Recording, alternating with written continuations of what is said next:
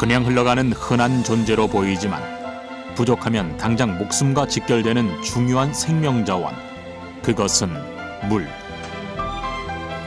인류 생명의 가장 근원이 되고 우리 이 건강한 삶을 사는데 기본이 되고 또 우리 산업을 만들어주고. 어차피 신이 인간에게 준 것이 가장 고귀한 것이 물입니다. 인류 사회가 발달하면서 물은 경제 생활의 근간이 되는 중요한 자원이 되었고, 선조들은 자연에서 물을 얻어 그것을 현명하게 다루는 법을 익혀가고 있었다. 자연을 극복할 수 있었다라고 하는 커다란 우리 민족의 자연에 굴복하지 않는 그런 메시지를 읽어낼 수 있는 것이죠. 그 안에서 물의 흐름을 읽은 선조들의 지혜가 담긴 관계시설이 탄생하였다. 100년 전이잖아요. 했던 것은 그 어떤 기술사적인 측면에서 중요한 의미를 갖고 있다. 좀 더 건강한 물을 좀 더 편안하게 이용하기 위해 발전한 관계. 그 안에 감추어진 특별한 원리와 의미를 만나보자.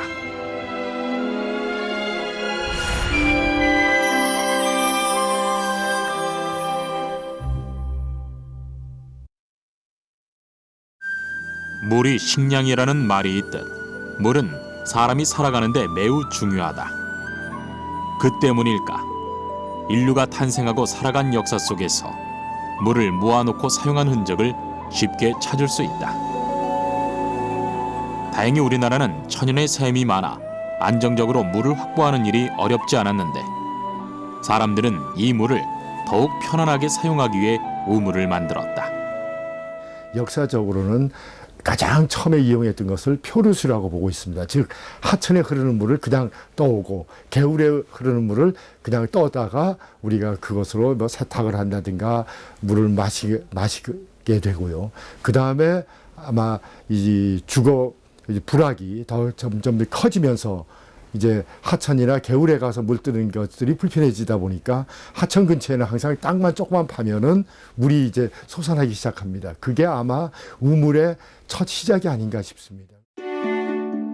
생명을 영위하기 위해 물을 찾아내고 우물을 만든 것은 사실 우리나라에만 국한된 것이 아닌 전 인류의 공통 과제였다. 자연스럽게 빗물이 스며들어 땅속으로 스며들어서 땅 얕은 곳을 뚫고 나와서 그것이 하나의 샘으로 형성되는 게 그게 이제 우물입니다. 말하자면 지금과 같이 어떤 토목 기술이 발전되지 않았을 시절에는 가장 쉽게 취할 수 있는 것이 소위 우물이죠. 그렇다면 우물은 어떻게 만들어지는 것일까? 쉽게 말해 지하수가 나오는 곳까지 땅을 판 후 굴 안에 벽시설을 쌓는 것이 전통적인 우물 축조 방법이다. 이렇게 물을 쉽게 모아놓고 사용할 수 있는 방법을 터득한 후 우물은 삶의 공간과 더욱 가까이 자리 잡게 된다. 하천에 가까이 산다고 그래도 하천에서 물을 길어오는 일은 이제 굉장히 수고로운 일이 될 수밖에 없습니다. 따라서 자연적으로 내 집안에 아니면은 내 집에서 가장 가까운 곳에 물을 얻을 수 있기를 바랬고, 그래서 많은 우물들을 이제 팠고 또 그렇게 우물들을 팔 수 있는 그런 이제 물이 많이 흐르는 그런 자리가 도시가 커지게 된 그런 이 원인이 아닌가 싶습니다. 자연적으로 사람들은 우물 주변으로 모여들기 시작했고 이를 통해 불악이 형성되었다.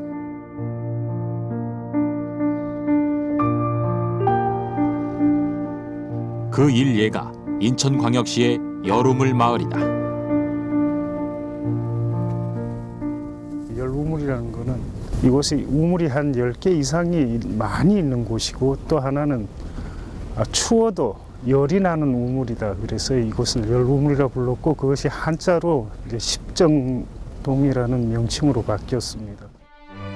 온 마을 사람들이 함께 사용한 공동 우물과 집안에서 사용한 개인 우물이 함께 발달한 열우물 마을은 덕분에 기본 생활을 유지하는 데 안정적인 생활 터전으로 자리 잡게 되었다. 사실 수도가 보급되고 어디서든 수도꼭지만 틀면 물이 나오는 현재는 그 사용량이 줄어들어 우물의 대부분을 사용하지 않기에 그 흔적들만 남아있는 우물이 많다.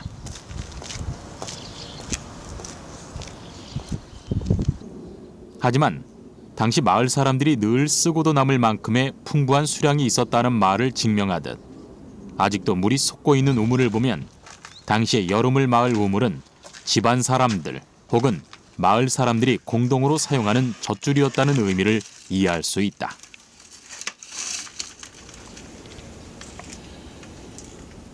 우물은 아무래도 제일 처음에는 마시는 음용이 먼저였을 거고, 두 번째는 농사 짓기 위해서 쓰는 게 있었고, 세 번째는 다른 물건을 생산하기 위해서 필수적으로 물이 들어가는 뭐 직조 농업이라든가 아니면 소금을 생산하든가 아니면 생활성에 필요한 걸 생산하는 과정에 있어서 물이 들어가는 거죠. 여름을 마을의 우물물은 마을 사람들에게 풍요라는 말을 선물해준다. 우리나라 최초의 염전이 이곳에서 만들어져 천일염의 100년 이상의 역사의 근간을 이루게 된 것이다. 그렇다면 소금을 얻는 것과 우물이 무슨 관계일까? 바닷물을 끓여서 소금을 채취할 때 많은 물이 필요한데 365일 마르지 않는 이 마을의 풍부한 우물물이 그 부분을 해결해 주었기 때문이다. 여름을 마을의 우물을 통해 우물의 또 다른 기능을 알 수 있다. 우물터는 단순히 물을 사용하는 공간만이 아닌 마을 사람들의 소통의 장이었다는 것이다. 빨래하고 쌀 씻으러 나와서 이렇게 뭐 동네 정보들 나누고 우리들이 이제 그 시골에서 일어났던 그런 그 우물터에서 벌어졌던 일들이 우리 동네도 마찬가지로 이제 벌어졌죠. 그래서 동네 정보라든지 뭐 이야기들이 사실은 우물터에서 시작했다고 봐도 과언이 아니고. 우물가는 마을 여성들의 만남의 장소였다. 우물가를 동네 방송국, 소문의 원천지 등이라 부르는 언설을 통해서도 알 수 있다. 마을의 정보 또는 그 아낙네들 사이에 소위 말해서 정보를 주고받을 수 있고, 또 그곳에서 모든 대소사 관계를 논할 수 있는, 말하자면은 사랑방 문화와 또 다른 우리들만이 가지고 있는 안악들의 마을 문화를 형성했던 곳이기도 하니까 굉장히 중요하죠. 그래서 말하자면 우리나라의 의식주 생활에 있어서 가장 중요한 구심점이 하나가 우물가가 아니었나 그렇게 생각합니다. 처음 단순히 식수를 얻기 위해 물을 모아 만든 우물은 사람들을 한자리에 모아 그들의 생활을 윤택하게 해주었으며 하나의 문화까지 형성했다. 그런 의미에서 흐르는 물을 한 곳에 모아 사용한 선조들의 지혜가 지역 공동체를 만든 뿌리라 표현할 수 있지 않을까.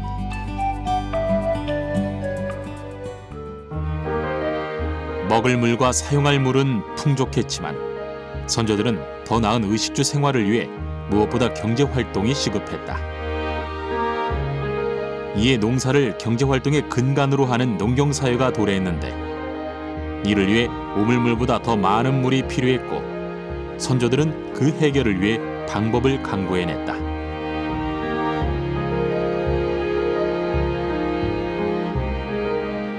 사실은 우리 이제 6, 7, 8월에 비가 많이 오는 나라이고 그 다음에 1, 2, 3월에는 비가 그렇게 많이 오지 않은 나라입니다. 그래서 이 계절적으로 이제 비가 안 올 때 우리가 농사를 지어야 될 때 그 물을 쓰기 위해서는 대규모 소위 지금 댐과 같은 형식의 물그릇을 만들 필요가 있었고 그게 이제 과거에 이제 가장 처음 대규모로 이제 공사가 시작된 것이 벽골제로 알려지고 있습니다. 자동차로도 수십 분을 달려야 일부를 둘러볼 수 있는 제방의 흔적이 남아있는 이곳이 바로 벽골제다. 벽골제는 전라북도 김제시 불양면 포교리에서 월성리에 이르기까지 제방이 남아있는 백제시대의 저수지로 우리나라 최대의 고대 저수지 중 하나이다. 현재는 물은 남아있지 않지만 벽골제 주변에 남아있는 흔적들을 통해 그 역사와 규모, 사용과 관련된 의미를 확인할 수 있다.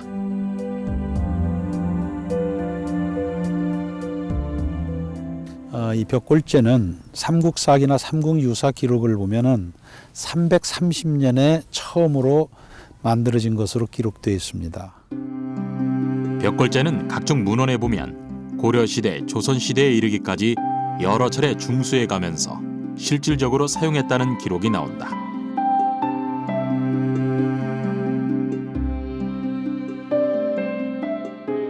당시의 자료를 통해 보면 제방이 3km에서 3.3km 정도로 알려져 있는데 평야에서는 한눈에 조망할 수도 없을 만큼의 크기이다.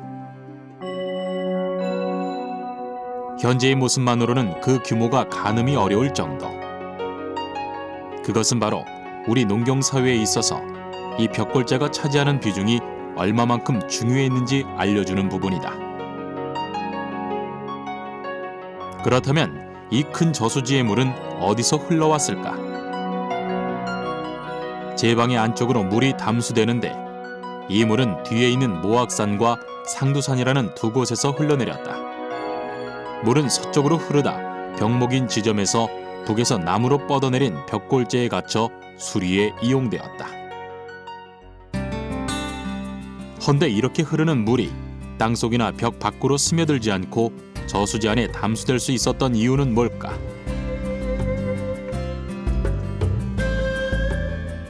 실제 벽골제의 벽은 흙벽에 불과하다. 상식적으로 흙벽을 쌓을 경우 물이 담수되기보다 벽 밖으로 빠져나갈 것이라 예상이 되는데 그렇지 않았던 특별한 이유는 있을까? 그 원리는 켜켜이 쌓여있는 이 공법에 있다고 한다. 이것은 부역공법이라고 그러는 것인데요. 바로 집안이 아주 연약 집안할 때 그를 보강하기 위해서 이와 같이 깔고 있습니다. 지금 최하층에 보이는 지금 검정 이렇게 띠로 보이지 않습니까? 이것이 바로 부엽층, 즉 나무 이파리나 또는 초본유들을 이와 같이 깔고 있습니다. 또 여기에 지금 보면은 밝은 거, 어두운 거, 밝은 거, 어두운 거 교차해서 또 흙을 쌓지 않습니까? 그 다음에 또 하나의 띠가 보이죠. 여기 자세히 보면 이와 같이 부엽이 또 한 번 보이고 있습니다. 그래서 보면 하나, 둘, 셋, 3단에 걸쳐서 이 부엽을 깔고 있음을 알 수 있습니다. 벽골제 제방을 축조한 부엽 공법이란 흙벽의 강도를 높이기 위하여 흙과 나뭇잎 층을 교대로 쌓는 기술로 벽골제의 경우 여러 겹에 걸쳐 부엽을 깔고 있다. 이 공법을 이용하여 축조한 결과 흙과 나뭇잎 층 사이의 마찰력으로 흙벽이 밀리는 현상을 방지할 수 있었다. 이러한 원리를 이용해 제방 안에 물을 담을 수 있었고 농사를 짓는 도중 비가 오지 않아 물이 부족했을 때 물을 꺼내 논에 물을 댈 수 있었다.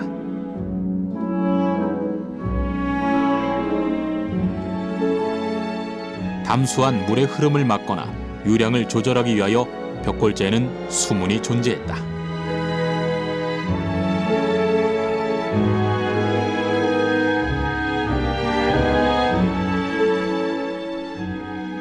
이 벽골제 제방에는 5개소의 수문이 있다고 되어 있습니다. 북쪽으로부터 수여거, 그리고 지금 여기 보이는 게 장생거입니다. 그리고 조금 가운데쯤 되면 중심거가 있고요. 그 다음에 경장거, 최고 남쪽에 유통거가 있는 것으로, 즉 5개의 수문이 있는 것으로 되어져 있습니다. 기록에 따르면 총 5개의 수문은 북쪽을 시작으로 수여거, 장생거, 중심거, 경장거, 유통거의 순으로 있었다고 한다.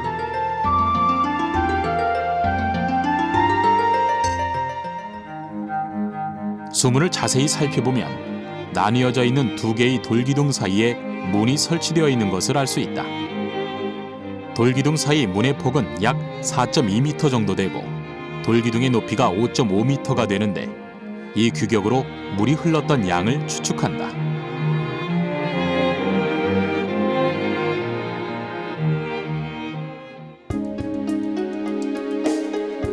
평상시에는 수문을 닫아 물을 가두어 놓았다가 물이 필요한 시기에 5군데의 수문을 열어 물을 내보냈다. 수문이 열리면 동부가 높고 서부가 낮은 김제의 지형 위에서 물은 서쪽으로 흐르게 되었다. 근데 이 수문에서 나가는 그 물들이 각각 물길이 어디까지 있는가, 즉 농사를 지을 수 있는 그런 한계 면적, 즉 목리 면적을 말할 수 있겠죠. 근데 여기에서 보면은 북쪽으로는 만경까지, 그리고 남쪽으로는 고부까지, 서쪽으로는 태인까지 여기에 있는 물을 이용해서 농사를 지었다는 이러한 기록이 있습니다. 그 면적을 환산해 보면 무려 9,500만 제곱미터에 이르는 방대한 것이죠.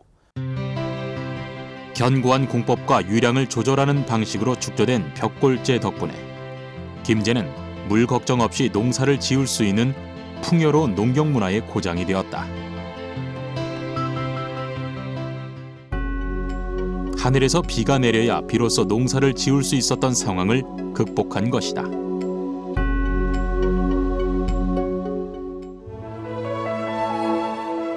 이에 농업 관련 문화가 더욱 발전했고 이는 농업 생산력의 극대화를 가져다 주었다.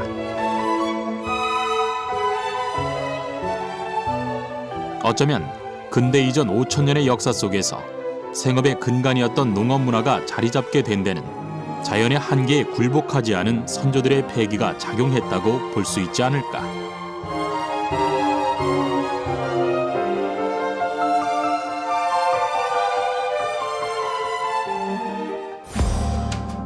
그런데 그 많던 벽골제의 물이 사라졌다. 물은 어디로 갔을까? 사실 지금의 벽골제는 더 이상 저수지로서의 역할을 못하고 있다.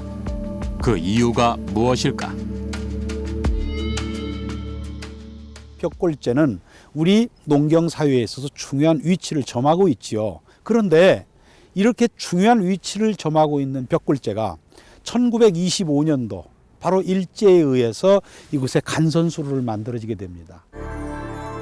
일제 강점기의 동진수리조합은 근대식 농사법으로 개선한다는 본래 의도와는 다르게 일제의 산미 증산 계획의 일환으로 갈수록 악화되는 일본의 식량 조달을 위해 운영되었다.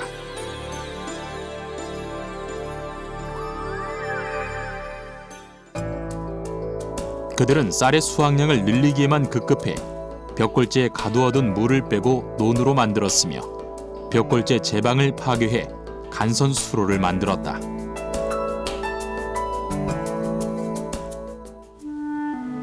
그로 인해 예전의 제방은 물길이 되어버렸다.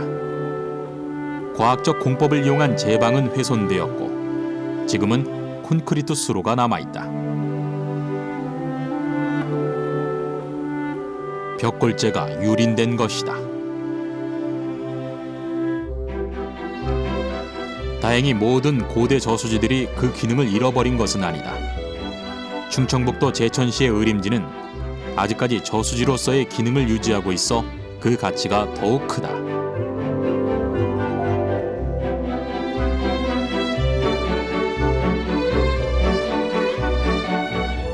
이림지 저수지는 해발 320m 정도에 위치해 있고 또 물을 이렇게 관계하는 여기 농수로 밑으로 노는 해발 290m 정도가 됩니다. 그래서 이러한 조건은 아주 저수지로서의 천혜의 조건을 여기 갖추고 있는 그런. 1976년에 충청북도 지방기념물 11호로 지정된 의림지는 호반 둘레 약 2km, 만수대 면적 15만 1470제곱미터, 저수량 661만 1891 세제곱미터의 대수원지다. 삼한시대에는 전국에 20여 개의 저수지가 축조되었으나 모두 전해지고 있지 아니한데 의림지만은 원형이 잘 보존된 형태로 남아있다. 세종실록 지리지 등의 문헌을 통해 의림지의 물이 제천의 농업에 얼마나 지대한 영향을 미쳤는지를 알 수 있다.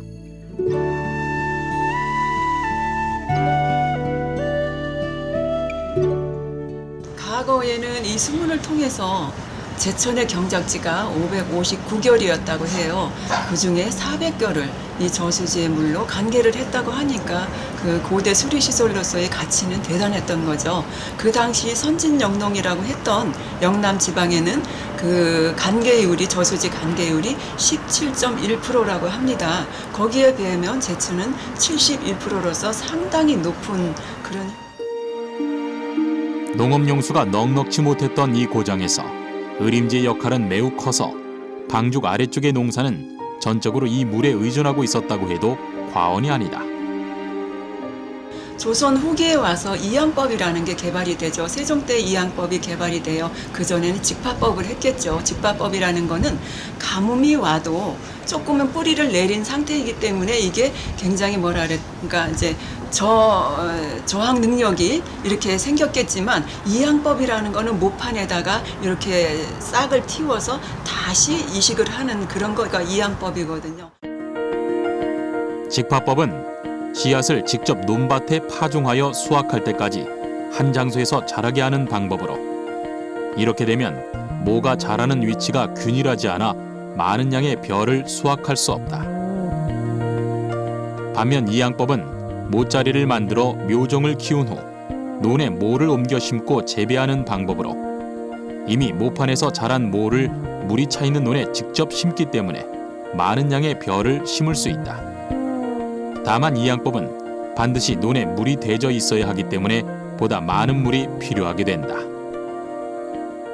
근데 조선 후기에 와서 이양법이 개발이 되고 저수지가 또 많이 생겨남으로 해서 이 물로 인해서 이모작이 가능했고, 이모작으로 인해서 생산성을 많이 높여서 자본주의 세계, 그러니까 자본주의의 싹이 텄다고 보시면 되겠죠. 그래서 제천 지방에도 그 척박했던 땅에 이모작이 가능했지 않았을까. 그것으로 인해서 생산성을 굉장히 높였을 거라고 생각을 합니다. 예전이나 지금이나 의림지의 또 다른 역할이 하나 더 있다. 의림지는 수백 년 된 소나무, 버드나무 숲인 제림과 정자와 누각 등이 조화를 이뤄 저수지의 경관을 더욱 아름답게 만들고 있다. 현재는 이를 통틀어 제천 일경이라 표한다.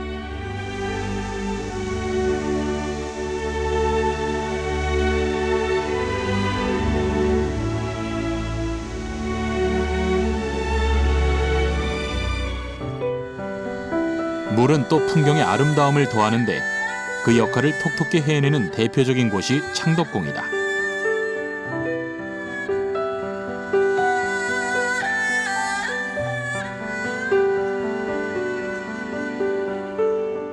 내전의 뒤쪽으로 펼쳐지는 후원은 울창한 숲과 연못, 크고 작은 정자들이 마련되어 있어 감탄을 자아낸다. 그 중에서도 역대 왕과 왕비들이 이곳을 찾아 물을 바라보며 마음의 안식을 찾곤 하였다는 기록들을 볼 때면 궁궐 안의 물은 단순히 마시고 사용하는 데서 그치는 것이 아닌 그 이상의 가치가 있었다. 편안함을 줄 수 있는 하나의 대상으로 또 이제 물은 필요했지 않나 싶습니다. 따라서 궁궐 안에 하나의 연못 같은 정을 지어서 거기에 물을 가다듬고 거기에 물도 바라보고 수초도 바라보면서 이 심신을 이렇게 닦았던 게 아닌가 싶은 생각이.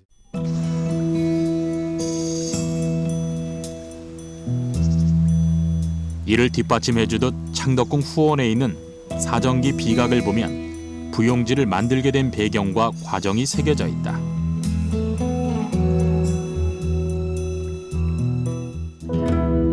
이 사정기 비각에는 창덕궁 후원의 연못 이야기 외에 세조 때 만든 내우물인 만이, 파려, 유리, 옥정과 관련된 기록이 나타나 있다. 이로써 궁궐에서도 물을 사용하기 위해 우물을 사용한 점도 찾게 된 것이다. 그리고 실제 이 우물이 창덕궁 후원에서 발견되었는데 화강암을 둥글게 파내어 바닥을 만들고 화강암 석재 6단을 쌓아 올려 완성하였다. 부용지와 인접한 이 우물은 세조 때 판 네 우물 중의 하나로 우물의 제일 윗부분은 안쪽은 둥글고 바깥쪽은 각지게 깎은 석재 4매를 이어붙여서 팔각형의 형태를 띠게끔 하였다.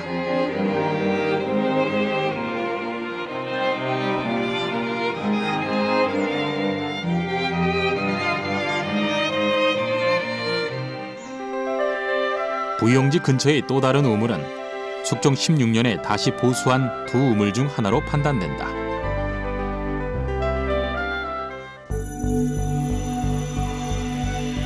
그런데 왜 하필 물을 푸고 나르기 어려운 후원의 부용지 옆에 우물을 만든 것일까? 이 궁금증은 다른 우물의 위치를 보면서도 쉽게 풀리지 않는다.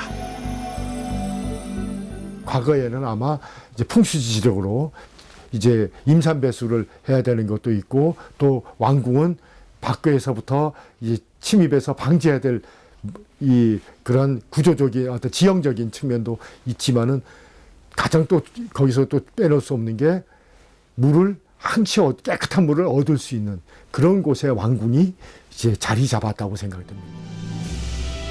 대답은 간단했다. 많은 사람들이 살아야 할 궁궐에 우물을 만든 것은 당연지사. 궁녀들이 우물이 있는 곳까지 손수 오가며 물을 길어야 했다. 하지만 우물은 수맥이 있는 곳을 파야 하는 것이므로 마음대로 필요한 건물 사이사이에 배치하기는 어려웠던 것이다.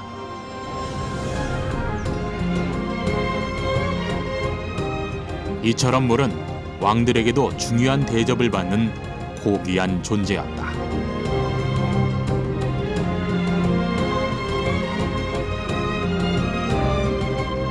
(1900년도에) 들어서면서 우리나라는 서양 문물의 영향을 받아들이기 시작한다. 우리가 1900년 전후해서 전기라든지 또 수도라든지 또 전차, 철도 이런 것들이 이제 그 서울에 등장을 하게 되죠. 새로운 기술들을 받아들이면서 서울은 격변하기 시작했고 점점 편리함이 가미된 근대적 사회로의 모습으로 바뀌어 간다. 궁궐도 예외는 아니었다. 얼마 전 발견된 하나의 도면을 통해 물의 이용과 관련된 변화를 찾을 수 있었다.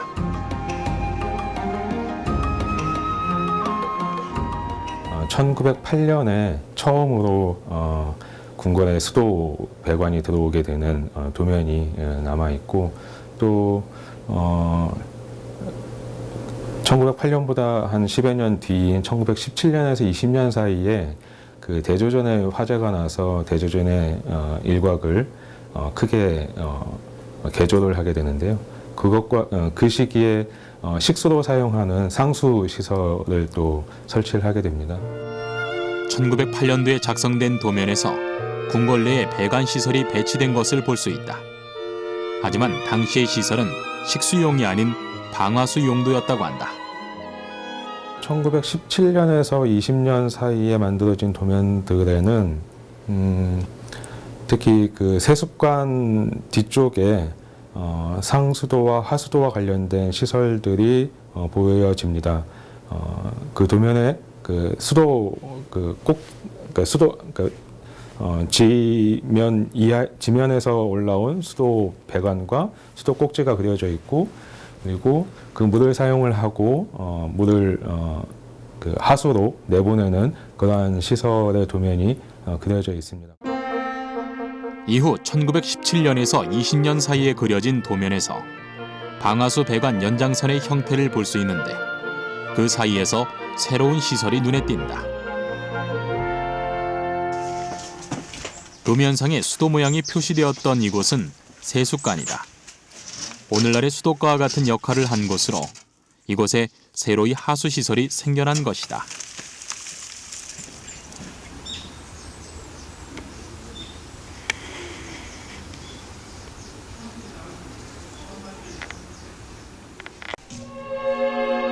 새로운 문물의 수용으로 시작된 변화의 바람 속에서 나타난 관계시설을 통해 선조들은 또 다른 형식의 물을 이용하는 방법에 대해 알아가게 된다. 서양으로부터 전해진 근대 기술력과 전통적인 기술이 어우러져 또 다른 형태의 관계시설이 나타나게 된 것이다.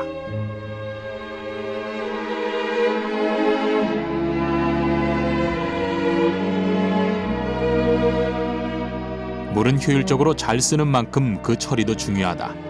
이와 관련해 하수를 슬기롭게 처리해온 선조들의 하수관이 발견되었다. 명동성당의 공사 중에 그 옛 주차장 터에서 규모는 작지만 벽돌로 아치식으로 되어 있는 그 하수로가 발견이 되었습니다. 그 당시는 이제 아마 선교사들이나 또 명동성당의 어떤 그 근대적인 건물 하부에 연결되는 배수로이지 않았겠는가. 하지만 심각한 훼손 정도 때문에 정확한 이용 방법을 알 수가 없었다. 손을 안 댔던 이제 궁 쪽이라든가 이제 그런 곳은 지금도 이제 굉장히 남아 있기 때문에 이제 일부 이제 작은 길, 과거에는 큰 길이었지만 지금은 작은 길 돼버린 그런 곳들에서는 아마 그 가능성은 충분히 있지 않나. 하수를 위해서는 물길이 이어져야 한다. 그렇다면 서울 어디엔가는 아직 발견되지 않은 배수로가 있지 않을까? 그리고 그 생각이 현실이 됐다. 드디어 하수 관거의 모습이 드러났다.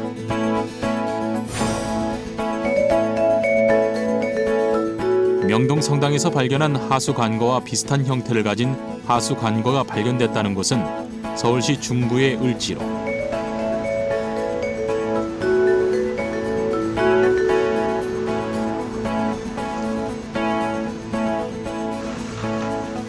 백여 년 동안 그 모습을 감추고 있던 곳의 모습을 살펴보기 위해 대대적인 준비가 시작됐다.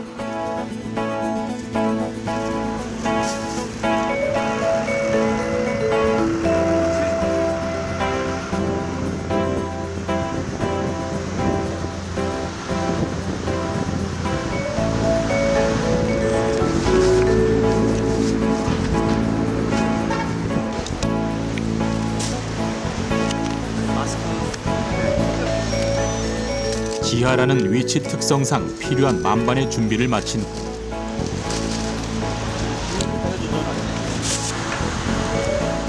직접 탐사를 시작해본다.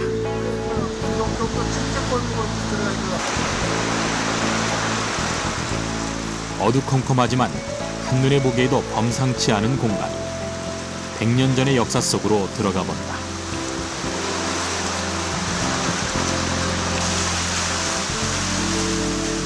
한참을 걸어가도 계속 이어지는 긴 구간.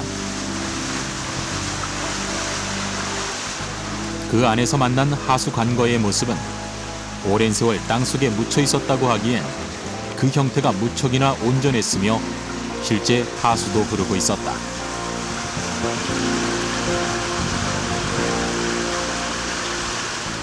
을지로 입구역 근처에 하수로 보수공사하다가 발견됐죠. 물론 그 존재는 아마 하수도를 관리하는 부서에서는 알고 있었겠지만 이렇게 벽돌로 되어 있는 부분은 한동안 그 쓰지 않는 그 옆에 이제 콘크리트로 현대식 하수로가 있어서 이것을 쓰고 쓰지 않는 부분도 일부 있었습니다.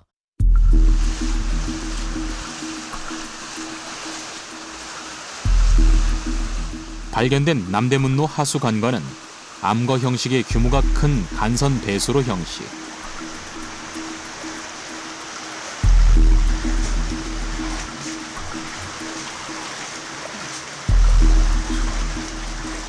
물 셀 틈 하나 없이 촘촘하게 쌓여진 벽돌의 모습에서 그 견고함이 느껴진다. 한눈에 보기에도 오래전 양식이라는 것을 알 수 있는 모습. 그 안에는 물이 잘 흐를 수 있도록 세밀한 시공을 거친 흔적이 있었다. 저 안쪽에 직경은 1.8이고요. 이 바깥에 그 직경은 1.95입니다. 근데 이 적벽돌로 이걸 그 하수관을 축조하다 보니까 이 관경이 커지게 됐는데 이 커지게 키우는 방법을 이렇게 그 적벽돌을 차차 높게 이렇게 쐐기형으로 만들어서 쌓음으로써 관경을 키웠습니다. 이게 그 당시 가장 정밀하게 시공한 또 세밀하게 시공한 부분이라 할 수 있겠습니다. 쌓아진 형태와 더불어 이 벽돌은 그 존재 자체로 이 하수 관거의 역사를 대변해 줄 수 있다. 이 부분.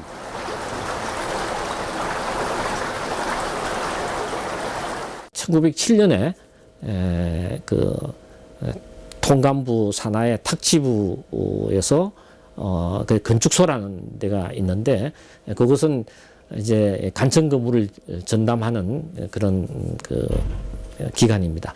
여기에 이제 연화 제작소를 만들어서 벽돌을 이제 대량으로 공급 시작하는 게 1907년입니다. 그렇기 때문에 여기에 벽돌이 등장되기 때문에 아마도 1907년 이후다. 같은 시기 서울광장 지하에서도 근대 배수로가 발견되어 탐사를 시작했다.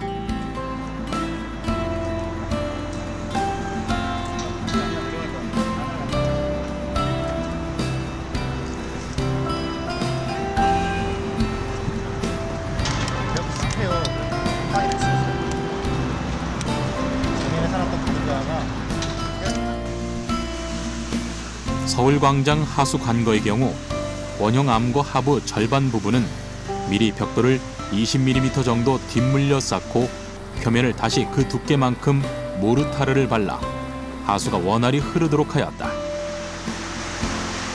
지선과 간선이 합류하는 지점은 암거와 동일한 벽돌식 혹은 콘크리트 구조로 부분 변경하여 부드러운 유선형 곡선을 이루어 하수의 흐름을 원활히 하였다.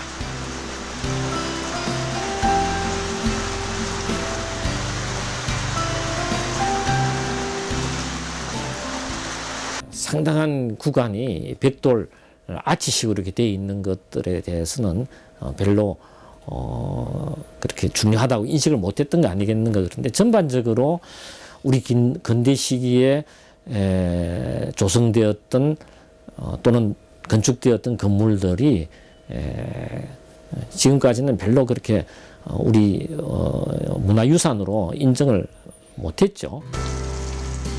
서울시는 이 하수 관거의 발견에 수백 년에 걸친 하수 체계와 물길을 근간으로 근대적 기술을 도입해 재구축했다는 점에 첫 번째 의의를 두고 있다. 서울 중구의 하수 관거의 물길은 서울광장 남서쪽 모서리에서 시작하여 시청의 정면 가운데로 흐르며 최종적으로 청계천으로 합류한다. 또한 국내의 다른 곳에서 찾기 힘들다는 희소성과 우리나라 토목기술사에 중요한 의미를 준다는 점에 의의를 두고 문화재 지정을 추진 중이다. 소로 그리고 이제 공원화된 곳들 나중에 이제 일부 이제 공원화된 곳들 이런 곳에서는 아마 이제 좀 앞으로도 발견될 그런 가능성이 있지 않나 싶은 생각이 듭니다. 서울 인근에도 지금 일부 이제 이 개발을 못하는 공원화된 구역들이 지금 상존하고 있고 아마 그런 곳에서는 혹시 앞으로도 나타날 가능성은 있지 않나 싶습니다. 아직도 또 다른 하수 관거 혹은 물을 이용한 문화가 어디엔가 잠들어 있을지도 모른다. 그 문화를 발굴하여 그 속에 숨어있는 조상들의 물에 대한 사랑도 배워갈 수 있기를 바라본다.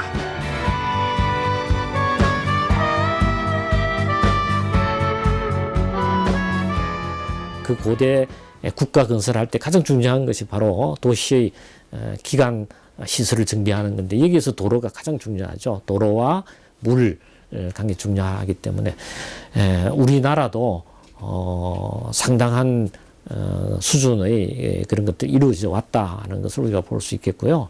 건강한 물, 좋은 물, 정말 이 우리가 과거에 역사적으로 세계에서도 가장 좋은 물을 혜택을 받았던 우리나라가 그 혜택을 앞으로 누릴 수 있고 이 물로 인해서 우리의 산업, 우리의 이 경제력이 튼튼히 뒷받침되는 그러한 하나의 큰 기둥으로 계속 우리가 가꾸어 나가고 지금 노력해야 될 그런 분야가 아닌가 싶은 생각이 듭니다.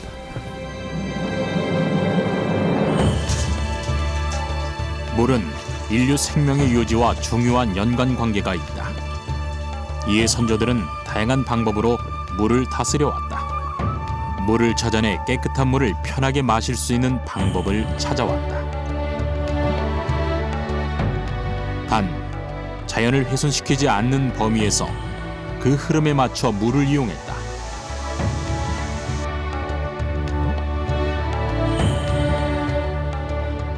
하늘이 허락했을 때만 쓸 수 있었던 물도 사용할 수 있는 날이 찾아왔다. 덕분에 농경사회의 혁신적 발전까지 이룩하게 됐다. 물을 쓴 후에 처리하는 방법도 결코 소홀히 하지 않았다.